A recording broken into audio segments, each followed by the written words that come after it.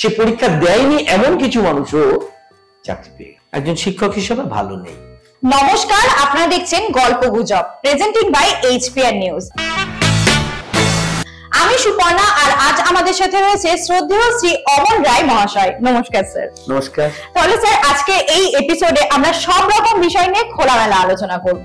নিশ্চয়। প্রথমত শুনবো যে 26,000 চাকরি বাতিল হলো, কতটা সঠিকভাবে নিচ্ছেন এই ব্যাপারটা? যোগ্য অযোগ্যদের লিস্ট কি আলাদা করা যেত না? কি বলবেন এই বিষয়ে? দেখো, বিষয়টাকে এত সহজে বিশ্লেষণ করা বোধহয় একটু কঠিন। তার কারণ একটা অনেকটা সময়ের ব্যাপার। তো 2016 সালের একটা পরীক্ষা, সেটাকে আজকে আমরা যদি 2025 সালে এসে বিশ্লেষণ করতে যাই, তো এই কালের নিয়মে অনেক ধুলো চাপা পড়ে যায়। তো সেই জায়গা থেকে আমরা যদি মনে করতে চাই যে ঘটনা প্রবাহগুলো দীর্ঘদিন ধরে যদি রিক্রুটমেন্ট না হয়, বিশেষত এসএসসির মতো একটা জায়গাতে, স্কুল সার্ভিসে, স্বাভাবিক কারণে যারা চাকরি পাবে বলে পরীক্ষা দিয়েছিল, খুব ভালো করে খেয়াল করবে যে ওখানে প্যানেল কিন্তু সহজেই বেরোয়নি। রেজাল্ট দিয়েছিল 16, কিন্তু সেখানে কোনো মেরিট লিস্ট দিয়েছিল না, মনে করছে ব্যাপারটা। তারপরে যারা পরীক্ষার্থী ছিল, স্টুডেন্টরা, তারা বললো যে আমাদেরকে ওই মেরিট লিস্টটা দিতে হবে। অনেক টালবাহানার পরে যখন মেরিট লিস্টটা দিল, ওই মেরিট লিস্টে কিন্তু কোনো মার্কস ছিল না। তো এই যে ব্যাপারটা শুরু হলো, একটা মেরিট লিস্ট দিলাম আমরা, কিন্তু সেই মেরিট লিস্টের সঙ্গে তারা কে কত মার্কস পেয়েছে বা র্যাঙ্কিং আমরা কিছু দিলাম না, তার কোনো উল্লেখ ছিল না। তাহলে কি হয়? এখান থেকে প্রথম থেকে কিন্তু একটা সংগঠিত অপরাধ এর একটা মানসিকতা, এটা কি এসএসসি বলবো নাকি রাজ্য সরকার বলবো নাকি বোর্ড বলবো, প্রত্যেকের কিন্তু একটা ভূমিকা থেকে যায়। সেখান থেকে আমরা বলছি এটা প্রাতিষ্ঠানিক দুর্নীতি। আমরা কি জানি যে একটা সরকার বা এসএসসি বোর্ড তারা কি করবে? সঠিকভাবে পরীক্ষা হয়েছে, তার জন্য ভ্যাকান্সির অনুযায়ী রিক্রুটমেন্ট হবে। কিন্তু তার আগে যে ব্যাপারগুলো হচ্ছে, আমরা কিন্তু অনুভব করতে পারছিলাম এখান থেকে একটা দুর্নীতির একটা জায়গা তৈরি হচ্ছে। তো স্বাভাবিক কারণেই কিছু দাবি উঠলো। তারপরে যে প্যানেলটা দিল, সেই প্যানেলের মধ্যে স্বাভাবিক কারণে কে কোথায় আছে সেই র্যাঙ্কটা যখন থাকলো না, বা নাম্বারটা যখন থাকলো না কে কত পেয়েছে, তারপরে মনে করে দেখবে তোমরা, আর 2000 যে কোভিড যে পিরিয়ডটা, সেই কোভিড পিরিয়ডের পরে দেখা গেল কি যে ওখানে কিছু টিচার্স তারা চাকরি পেয়ে গেলেন। তো সেক্ষেত্রে কি হলো, ওইখানটাতে যে তার যে বন্ধু বান্ধব যারা ছিল, তাদের যে বন্ধু বান্ধব, তারা জানে যে ওই ওর র্যাঙ্কটা কি ছিল বা সে স্টুডেন্ট হিসাবে কি, সে পরীক্ষা দেয়নি এমন কিছু মানুষও চাকরি পেয়ে গেল। স্বাভাবিক কারণেই ওখান থেকে একটা মানুষের মনে একটা সন্দেহ হলো, আর তারা আরটিআই করতে চাইলো, যে এসএসসি বোর্ডের কাছে আরটিআই করলো। এসএসসি বোর্ড একদম নির্লজ্জের মতো কোনো রকম রিপ্লাই দিল না। পরবর্তীকালে আমরা দেখলাম যে সেটা যখন স্কুলগুলোর কাছে আরটিআই করা হলো, তখন দেখা গেল যে দুর্নীতির জায়গাটা আসলে কি। স্কুলগুলো কিন্তু এখানে একটা বড় ভূমিকা নিয়েছে, যে কোন স্কুলে কারা চাকরি পেয়েছে, সেক্ষেত্রে তারা কিভাবে চাকরি পেয়েছে তার তথ্যটা যখন দিতে শুরু করলো, তখন কিন্তু দুর্নীতিটা বেরিয়ে পড়লো। পাশাপাশি এরপরে এই দুর্নীতিটাকে চাপা দেওয়ার জন্য 17 রকমের, মানে আশ্চর্যের বিষয় যে একটা রিক্রুটমেন্টের প্রক্রিয়াকে বানচাল করবার জন্য 17 প্রকারের দুর্নীতি হচ্ছে। সেক্ষেত্রে আমরা ওয়েমার থেকে শুরু করে আমরা দেখতে পারি যে র্যাঙ্ক জাম্পিং থেকে শুরু করে, এবং মানে এমন কোনো জায়গা নেই যেখানে দুর্নীতি হয়নি। সেই জায়গা থেকে অনেক সুযোগ দেওয়া হয়েছিল। আমরা দেখেছি হাইকোর্ট, কলকাতা হাইকোর্ট, তারপরে আমরা দেখেছি সুপ্রিম কোর্ট, সময় দেওয়া হয়েছিল যথেষ্টই যে যোগ্য এবং অযোগ্য এদেরকে একটা অন্তত একটা স্বচ্ছ একটা পরিস্থিতি তৈরি করে দেওয়া, তথ্য তুলে দেওয়া, যাতে করে বিচারকরা বুঝতে পারেন যে কারা যোগ্য কারা অযোগ্য। তো সেটা যখন হলো না, তখন স্বাভাবিক কারণে অপশন যেটা থাকে, মাননীয় বিচারপতি, প্রাক্তন বিচারপতি বর্তমানে অভিজিৎ গঙ্গোপাধ্যায়, তিনি বলেইছিলেন যে পুরো প্যানেলই বাতিল হয়ে যাবে। কারণ যোগ্য এবং অযোগ্যকে আলাদা করা যাচ্ছে না, এটা ইন্টেনশনালি সরকার করছে। তো সেইখান থেকে দাঁড়িয়ে এর উপরে যেহেতু আবার স্থগিতাদেশ হয়েছিল, জাস্টিস চন্দ্রচূড় তিনি দিয়েছিলেন পরবর্তীকালে, আর সেই রায়টার উপরে আরো 1 বছর সময় পেয়ে গেল রাজ্য সরকার, যাতে করে ওই যোগ্য অযোগ্যকে বাছা যায়। তো সেটা যখন বাঁচলো, মানে বাঁচার জন্য সহযোগিতা করলো না, ইন্টেনশনটা কোথায় বোঝা যাচ্ছে? সরকার চাইছে না বা এসএসসি বোর্ড চাইছে না। তার ভিতরে অনেক রাজনৈতিক দেনা পাওনার ব্যাপার আছে, অনেক সরু বাঁকা পথের ব্যাপার আছে, সেগুলো নিয়ে আমরা সবাই বুঝতে পারছি, এগুলো ওপেন সিক্রেট। সেই জন্য বিচারকের পক্ষেও এটাকে বাছাটা খুব কঠিন হয়ে গেছে। তাই সেই জন্য আমরা যদি ওই অ্যাঙ্গেল থেকে দেখি, হ্যাঁ, যারা চাকরি প্রার্থী তাদের জন্য সত্যিই অন্যায় হয়েছে, যারা যোগ্য তাদের জন্য, কিন্তু বাধ্য হয়েই সুপ্রিম কোর্টকে এই রায়টা দিতে হয়েছে, এটুকুই বলার আমার পক্ষ থেকে। আর বাংলার বুকে এমন লজ্জাজনক ঘটনা, শিক্ষক শিক্ষিকা যারা বাবা মার পরে আমাদের জীবনের পথ চলতে শেখায়, তাদের উপর প্রহার, তাদের গায়ে প্রহার, লাঠি থেকে শুরু করে লাঠি কিছুই বাদ যায়নি। এই বিষয়টাকে আপনি কিভাবে দেখছেন? এটাকে আমি খুব অবাক হইনি। তার কারণ হচ্ছে, আমার সালটা খুব ভালো করে মনে আছে, 2011 সাল। 2011 সালে একটা ঘটনা ঘটেছিল উত্তরবঙ্গে, সম্ভবত বালুরঘাট কলেজ। সেখানে প্রিন্সিপালের গলায় মাফলার দিয়ে কিছু স্টুডেন্ট তাকে হেনস্থা করেছিল, তাকে মানে গলায় গামছা দিয়ে টানাটা যেমন হয় ঠিক সেরকম একটা ব্যবস্থা হয়েছিল। তো সেটা নিয়ে সারা রাজ্য জুড়ে যখন বিশিষ্ট মানুষেরা চিৎকার করেছিল, সেই সময় আমাদের রাজ্যের মুখ্যমন্ত্রী খুব সুন্দর একটা কথা বলেছিলেন। তিনি বলেছিলেন যে ছোট ছোট ছেলেদের ছোট ছোট ঘটনা, মানে শিক্ষকের গলায় গামছা দিয়ে ঘোরানো হচ্ছে, আর সেটা রাজ্যের মুখ্যমন্ত্রী, রাজ্যের অভিভাবিকা, তিনি বলছেন ছোট ঘটনা। তো পদস্খলনটা ঠিক ওই জায়গা থেকে শুরু হয়েছিল। এরকম একটা পরিস্থিতি যে হবে, শিক্ষকদের মর্যাদা থাকবে না, সেটা তো বোঝাই যাচ্ছিল। পরবর্তীকালে আমরা আরেকটা জায়গা দেখেছি, মনে থাকবে যে কল্যাণীতে পার্শ্ব শিক্ষকদের একটা আন্দোলন হয়েছিল, যেখানে লাইট বন্ধ করে দিয়ে আন্দোলনরত শিক্ষিকাদের উপরে অমানসিক নির্যাতন হয়েছিল, এবং যেখানে তাদের ব্লাউজ টেনে ছিঁড়ে দেওয়া হয়েছিল, সেখানে আমি সাক্ষী ছিলাম এরকম একটা পরিস্থিতিতে। তো সেখানে শিক্ষককে এ রাজ্যের পুলিশ সেই মর্যাদা দেয় না, এবং এটা একদম শাসক দলের যদি চূড়ান্ত নির্দেশ না থাকে, তাহলে এটা পুলিশ করতে পারে না। কারণ আমরা পরিষ্কার দেখতে পাচ্ছি যে পুলিশটা যখন কোথাও কোথাও অতি সক্রিয়, আবার কোথাও কোথাও অতি নিষ্ক্রিয়। পুলিশ তার নিজের কাজটা করছে না। কোথাও কোথাও দেখা যাচ্ছে যেখানে পুলিশকে অত সক্রিয় না হলেও হতো, সেখানে পুলিশ একেবারে দারুণভাবে সক্রিয় হয়ে যাচ্ছে। কোনখানে? যেখানে ভদ্রলোকেরা শান্তিপূর্ণভাবে কোনো প্রতিবাদ করছে।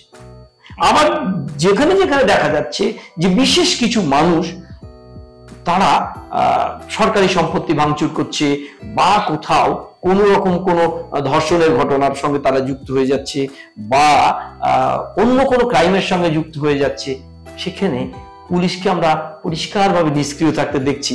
তো সেই জায়গা থেকে দাঁড়িয়ে আজকের পরিস্থিতিতে একজন শিক্ষক হিসেবে খারাপ লাগছে ঠিকই, কিন্তু এটা অনভিপ্রেত নয়।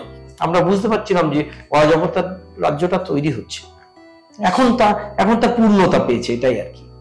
শিক্ষকদের প্রতি যে মানে অপব্যবহারটা, যে ব্যবহার তাদের প্রতি যে খারাপ হচ্ছে, সেটা শুভ সূচনাটা অনেক আগেই হয়ে গেছে একদম। এরপর আমি পরের প্রশ্নে যাব। আপনি নিজে একজন শিক্ষক এবং শিক্ষকতা করছেন বহু বছর, তো এই বর্তমান রাজ্যের শিক্ষক দুর্নীতির জন্য যোগ্য শিক্ষকদেরও চাকরি হারাতে হলো, এটা তাদের প্রতি একটা অন্যায় করা হলো না? সবার প্রথমেই আমি একজন শিক্ষক হিসেবে চাকরিহারা শিক্ষকদের প্রতি আমার নৈতিক সমর্থন জানাচ্ছি, এবং তাদের প্রতি কন্ডোলেন্স আমার রয়েছে।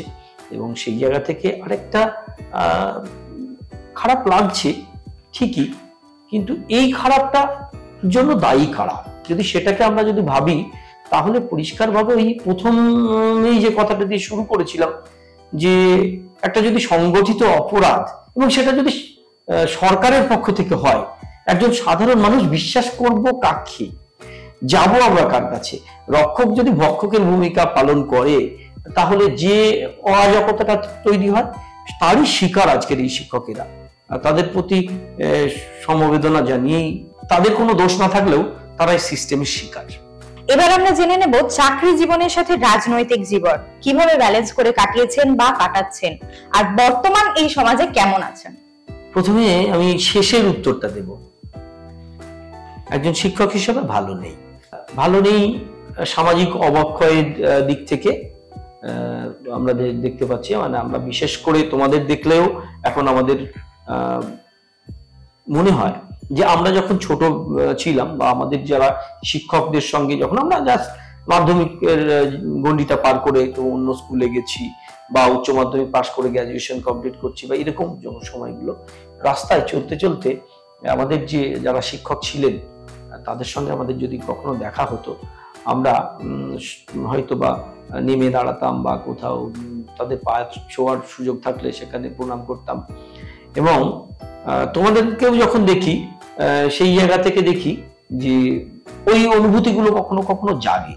আবার কখনো কখনো যখন দেখি যে শিক্ষকদের কিছু শিক্ষক আছে যাদেরকে আমরা দেখছি যে তাদের মধ্যে চৌর্যবৃত্তি একটা কাজ করে, অনৈতিকভাবে একজন মানুষ শিক্ষক হওয়ার জন্য টাকা দিয়ে শিক্ষকতা করছে। আর সেই জায়গাটাতে আমরা পরিষ্কারভাবে এটাই খারাপ লাগে যে ওই শিক্ষকটি, যিনি তার যোগ্যতার মাপকাঠিতে বা মানদণ্ডে পাশ করে গিয়ে শিক্ষক হয়েছেন, তিনি রাস্তায় অধিকার আদায়ের জন্য পড়ে আছেন দিনের পর দিন, মাসের পর মাস, বছরের পর বছর। আর অযোগ্য যারা, তারা পয়সার বিনিময়ে চাকরি পাচ্ছেন। খারাপ লাগে, খুব খারাপ লাগে। আর চাকরির সঙ্গে রাজনীতির বিষয়টা আমার কখনো কন্ট্রাডিকশন হয়নি। কারণ হচ্ছে রাজনীতি আমি যেটা করি সেটা আমি আমার দায়িত্ব পালন করার পরেই করি, এবং আমি দুটোকে কখনো মানে ব্যালেন্স করার ক্ষেত্রে আমার কখনো অসুবিধা হয়নি। তার কারণ দুটো দুমেরুর আমার মনেই হয়নি, কারণ ওটা আমার জীবনের একটা অংশ, এটাও আমার জীবনের একটা অংশ।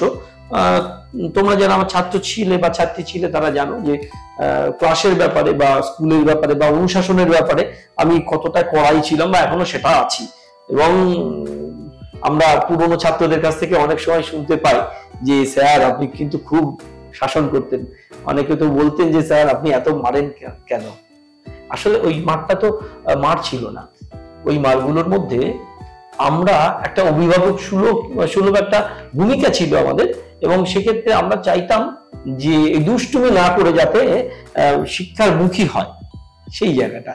তো সেইটা যখন অভাব হচ্ছে, এখন ছাত্র এবং শিক্ষকের মধ্যে যে আন্তরিকতার যে জায়গাটা, সেটা কোথায় যেন হারিয়ে গিয়ে একটা যান্ত্রিকতার ব্যাপার এসে যাচ্ছে, যে আমি শিক্ষক, আমি যাবো, আমার ডিউটি আমি পড়াবো। এখানে মূল্যবোধ বা বলবো দায়বদ্ধতা, সেগুলো যেন কেমন একটা কমে গিয়ে যান্ত্রিকতাটাই বেড়ে যায়। শিক্ষক আর ছাত্রের মধ্যে কোথাও একটা দূরত্ব সৃষ্টি হয়েছে। একদম তাই। ওয়াকফ বিলের যে সংশোধনটা হলো, সেটাকে আপনি কতটা সঠিক বলে মনে করছেন? ওয়াকফ বিল বিষয়টা, এটা একটা সংস্কার আমরা বলবো।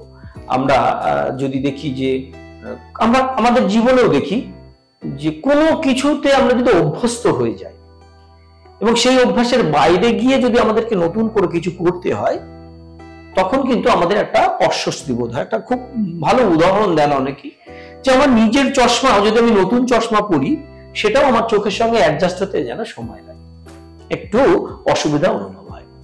ওয়াকফ বিলটা হচ্ছে ভারতবর্ষের যতগুলো সংস্কার এই কেন্দ্রীয় সরকার আসার পরে হয়েছে, তার মধ্যে আমি বলতে পারি এটা একটা অন্যতম জায়গা আসবে। তার কারণ হচ্ছে কি, এই সংস্কারের মধ্যে ওয়াকফ কাউন্সিলের যে সংস্কার হয়েছে, তার মধ্যে দিয়ে যেটা হয়েছে সেটা হচ্ছে বিভিন্ন স্বার্থান্বেষী মানুষেরা, বিশেষ করে ওয়াকফ বোর্ডের দায়িত্বে যে সমস্ত আধিকারিকরা ছিলেন, তারা পুরনো আইনকে ঢাল করে অনেক সম্পত্তি বেনামে কাউকে পাইয়ে দেওয়া এবং তার মধ্যে দিয়ে নিজেদের অর্থায়নের একটা ব্যবস্থা তারা করতেন, ঘুরপথে কামিয়ে নেওয়ার চেষ্টা করতেন। তো সেই জায়গাটা কিন্তু একদমই বন্ধের একটা জায়গা এসে গেছে। আবার অনেকে এটাকে ধর্মের সঙ্গে জুড়ে দিয়ে এটাকে অন্য পথে পরিচালনা করার চেষ্টা করছে, কিন্তু আমি স্পষ্টভাবেই বলে দিতে চাই যে ওয়াকফ বোর্ড এর সঙ্গে মানে মুসলিম ধর্মের কোনো এইভাবে যোগ নেই, কারণ ওয়াকফ বোর্ডটা একটা অ্যাডমিনিস্ট্রেটিভ কমিটি। আর এই অ্যাডমিনিস্ট্রেটিভ কমিটিতে অর্থাৎ কোথাও কোনো একটা সম্পত্তি বা প্রপার্টি তার ম্যানেজমেন্টটা কিভাবে হবে, সেটা কিভাবে কোথায় বন্টন হবে, সেটা নিয়েই সরকারের একটা প্রতিনিধি ওখানে থাকবেন। এবং সেখান থেকে যে ভুলগুলো হয়েছিল, যে ওয়াকফ সম্পত্তিটা আসলে কাদের, কি জন্য ওয়াকফ সম্পত্তিটা, এই ওয়াকফ সম্পত্তিটা হচ্ছে একদম আর্থিকভাবে পিছিয়ে পড়া, সামাজিকভাবে পিছিয়ে পড়া কিছু মুসলমান মানুষ যারা ইসলাম ধর্মের অবলম্বী তাদের উন্নতির জন্য, এবং দেখা গেল কেউ তালাকপ্রাপ্ত কোনো মহিলা তাকে সাহায্য করা, কারো বিবাহের ক্ষেত্রে অসুবিধা হচ্ছে তাকে সেক্ষেত্রে সহযোগিতা করা, বা শিক্ষা সংক্রান্ত বিষয়ে, অর্থাৎ একটা সামাজিক উন্নয়নের জন্য ওই ওয়াকফ করা সম্পত্তিটা সঠিকভাবে ব্যবহার করবার একটা দরকার ছিল। কিন্তু পুরনো আইনে সেটা হচ্ছিল না, সেই জন্যই এই সংস্কারটা প্রয়োজন ছিল। আমি এর পক্ষেই মতামত দেব। আমার যতদূর মানে ওয়াকফ সম্পর্কে আমার যতটা নলেজ আমি নিতে পেরেছি, তাতে আমি কিন্তু এর পক্ষে। এবং এটা আজকে হয়তো বা কোথাও কেউ কেউ না জেনে প্রোটেস্ট করছে, আগামী 10 বছরের মধ্যে মুসলমান ধর্মের মানুষেরা এর সুফল অবশ্যই পাবেন, এবং সেটা আমরা সবাই আশা করছি চাক্ষুষ করতে পারবো। পশ্চিমবঙ্গের বর্তমান সরকার কতটা কাজ করেছে, বা কতটা কাজ করলে ভালো হতো, কি মনে হয়? দেখো, পশ্চিমবঙ্গ সরকার কতটা কাজ করেছে এই বিষয়টা নিয়ে আমার একটুখানি প্রশ্ন থাকলেও আমি ওই নেগেটিভ অ্যাপ্রোচে আজকে যাচ্ছি না। একটা প্রচুর পরিমাণে তরতাজা একটা যৌবন, একটা জীবনী শক্তি যারা আজকে ছটফট করছে নতুন কাজ পাওয়ার জন্য। আজকে আমরা তোমরা দেখবে যে তোমরা তোমাদের পড়াশোনা শেষ করবার পরে তোমাদের সঙ্গে যারা ছিল তার আগামী আজকে যদি মানে এই জায়গা থেকে যদি আমরা ভাবি, আজকে 2025 সাল, 16 সালের রিক্রুটমেন্ট নিয়ে এখনো পর্যন্ত একটা সিদ্ধান্তে আমরা আসতে পারলাম না। ব্যাপারটা কি, যদি আমরা এই রেশিওতেই ধরি, আমার অভিজ্ঞতাতে বলছি, আমরা যখন আজ থেকে প্রায় 25 বছর আগে আমরা আমাদের পড়াশোনাটা শেষ করেছিলাম বা তারও বেশি, সেই সময়টাতে যারা ছিল তারা অনেকে বেকার, অর্থাৎ বেকারত্বের একটা চাপ আছেই। তাদেরকে সঠিকভাবে কাজ দেওয়ার ক্ষেত্রে আমরা দেখেছি বিগত সরকারের সঙ্গে সঙ্গে এই সরকারও মানে ব্যর্থ হয়েছে। অথচ এই পশ্চিমবঙ্গ দুর্দান্ত একটা পোটেনশিয়ালিটি রয়েছে, কারণ এই পশ্চিমবঙ্গের কিন্তু খনিজ সম্পদে কোনো অংশে পিছিয়ে নেই। এই পশ্চিমবঙ্গের আরো বড় যেটা রয়েছে সেটা হচ্ছে এই পশ্চিমবঙ্গের একটা দুর্দান্ত জিওপলিটিক মানে একটা জিও স্ট্র্যাটেজিক্যাল একটা লোকেশন, সেটা হচ্ছে কলকাতা বন্দর, হলদিয়া বন্দর, এবং যার উপরে নির্ভর করে নর্থ ইস্ট এবং বাংলাদেশ সহ মায়ানমারের কিছু অংশের ব্যবসা বাণিজ্যটাকে নির্ভর করে। এবং এই কলকাতা বন্দরকে ব্যবহার করে ঝাড়খণ্ড এবং বিহার, এই যে রাজ্যগুলো, এই রাজ্যগুলো কিন্তু নির্ভর করে। তাহলে এই বন্দর একে যদি ডেভেলপমেন্টের মাধ্যম দিয়ে একটা সুন্দরভাবে একটা ইন্ডাস্ট্রি গুলোকে ডেভেলপ করবার একটা জায়গা রয়েছে, সম্ভাবনা রয়েছে, কিন্তু সেটা ডেভেলপ করা যায়নি, হয়নি। পাশাপাশি আরেকটা জিনিস আমার মনে হয় পশ্চিমবঙ্গের ক্ষেত্রে আমরা ওই ইন্ডাস্ট্রির পাশাপাশি আমরা আরো খাদ্য প্রক্রিয়াজাতকরণ, সঙ্গে সঙ্গে আমরা যদি সুন্দরবন এবং আমাদের দার্জিলিং বা সমুদ্র সৈকত বা দীঘা, এই যে জায়গাগুলোকে আমরা যদি সত্যি করি কলকাতাকে একটা কি বলবো, ওটা হচ্ছে কালচারাল হাব আমরা তৈরি করতেই পারতাম, এবং বিশ্ব ট্যুরিজমের বা জায়গাটাকে আমরা সূচিতে নিয়ে আসতেই পারতাম। সেগুলো আমরা ডেভেলপ করতে পারিনি। বিশাল বড় ইতিহাস রয়েছে পশ্চিমবঙ্গের, সেগুলোকে আমরা সঠিকভাবে ব্যবহার করতে পারিনি। আজকে পশ্চিমবঙ্গের অনেক যুবক ছেলেকে আমরা পশ্চিমবঙ্গের বাইরে যেতে বাধ্য করছি। বহু ইঞ্জিনিয়ার তারা ইঞ্জিনিয়ারিং করবার পরেও অন্য পেশা বাঁচতে বাধ্য হচ্ছে, এবং সেটা অবশ্যই সম্মানজনক না। আমি কোনো পেশাকে অসম্মানজনক না বলেই বলছি যে আমার যোগ্যতা আছে, আমি একজন ইঞ্জিনিয়ার, আমাকে যদি ফল বেচতে হয় তার সঙ্গে আমি সুবিচার করলাম না আর কি। তো সেই জায়গাটা থেকেই বলছি যে পশ্চিমবঙ্গের কি করেননি এই বর্তমান সরকার করেছেন না, তার বিগত সরকার করেছে, পারেননি সেটা নয়, কিন্তু পশ্চিমবঙ্গের আলটিমেট ওই যৌবন শক্তিটা, সেই শক্তিটা কিন্তু তারা দিশা পেল না। একটা ওয়াইল্ড হর্স বা একটা যদি আমরা জঙ্গলি ঘোড়া, তাকে যদি লাগাম দিতে না পারি, তাদের এই শক্তিটাকে যদি আমরা একটা দিশা নির্দেশ না করতে পারি, তাহলে কিন্তু তাকে সঠিকভাবে আমরা মানে একটা রেস জেতাতে পারবো না। অথচ আমরা যদি একটা ঘোড়াকে লাগাম দিয়ে একটা নির্দিষ্ট লক্ষ্যে ছোটাতে পারি, সে কিন্তু রেসটা জিততে পারে। এটাই ডিফারেন্স হয়ে গেছে। আমরা চলে এসেছি এপিসোডের একদম শেষের দিকে। এবার আমরা কিছু র্যাপিড ফায়ার প্রশ্ন উত্তর করে নেব। তো আপনি তৈরি তো স্যার? হ্যাঁ, ঠিক আছে। সিনেমা দেখা হয়? এখন ওই অর্থে সিনেমাটা দেখা হয় না। ওকে, তাহলে আগে দেখতেন অবশ্যই। প্রিয় অভিনেতাকে? প্রিয় অভিনেতা হিসেবে আমার নানা পাটেকরকে খুব ভালো লাগতো, এখনো লাগে। Great actor. প্রিয় অভিনেত্রী? প্রিয় অভিনেত্রী সেই অর্থে আমি কিছু বলতে পারবো না, মানে সেরকম প্রিয় অভিনেত্রী সেই জায়গা থেকে দাঁড়িয়ে আমি বলতে পারি রেখা। গান্ধীগিরি না নেতাজিগিরি? কোনটা? অবশ্যই নেতাজি। পাহাড় না সমুদ্র? সমুদ্র। রাজনীতির দিকে যদি যাই তাহলে আপনার মতে বাংলার শ্রেষ্ঠ মুখ্যমন্ত্রীকে? এইখানে আমরা যদি কাজের নিরিখে দেখি তাহলে এখনো পর্যন্ত বাংলার শ্রেষ্ঠ মুখ্যমন্ত্রী আমরা ডক্টর বিধানচন্দ্র রায়কেই বলতে হবে। বর্তমানে বাংলার কোন রাজনৈতিক দলের কোন নেতাকে বা ব্যক্তিকে আপনি শ্রেষ্ঠ বক্তা বলে মনে করেন? আমি বিভিন্ন ডিবেটের কথা বলছি না, বা আমি অন্য কোনো বিষয়ে না গিয়েই বলছি, বর্তমান ক্ষেত্রে আমি বলছি সমীক ভট্টাচার্য। তার যে বলার ধরন, যে তথ্য সমৃদ্ধ, একদম মানে বক্তা হিসেবে অনেক ক্ষেত্রে আমরা দেখি যে টকশো গুলোতে যেন একটা যুদ্ধ চলে। আমি সেই রকম বক্তার কথা বলছি না, কিন্তু রাজনৈতিক বক্তা হিসেবে যদি আমার মনে হয় বিজেপি দলের সমীক ভট্টাচার্যকে আমার ভালো লাগে। ভারত সরকারের কোন দুটি প্রকল্পকে আপনি পছন্দ করেন বা সমর্থন করেন? প্রথমে ভারত সরকারের একটা প্রকল্পকে ভালো লাগে, সেটা হচ্ছে make in India. Make in India প্রকল্পের মাধ্যমে আমরা যেটা করতে পেরেছি সেটা হচ্ছে ভারতকে স্বয়ংসম্পূর্ণ করবার একটা জায়গা, এবং তার সঙ্গে সঙ্গে স্কিল ইন্ডিয়া বলে যে একটা প্রকল্প আছে, যার মধ্যে দিয়ে একদম নতুন প্রজন্মকে পেশাগত শিক্ষায় সমৃদ্ধ করে তাদের হাতে কাজ তুলে দেওয়ার যে বিষয়টা, স্কিল ইন্ডিয়া এবং মেক ইন ইন্ডিয়া, এই দুটো প্রজেক্টকে আমার সত্যি খুব ভালো লাগে এবং সেটা কার্যকারীও বটে। Last but not the least, আপনি কাকে আপনার জীবনের আইডল বা আদর্শ মনে করেন? অবশ্যই স্বামী বিবেকানন্দ। তো অনেক ধন্যবাদ স্যারকে আমাদেরকে আপনার মূল্যবান সময় দেওয়ার জন্য। আজকে আমাদের সাথে ছিলেন শ্রদ্ধেয় শিক্ষক শ্রী অমন রায় মহাশয়। আমরা আবার ফিরবো নতুন কোন এপিসোড নিয়ে। দেখছেন গল্প গুজব, প্রেজেন্টিং বাই HPN নিউজ। নমস্কার। নমস্কার।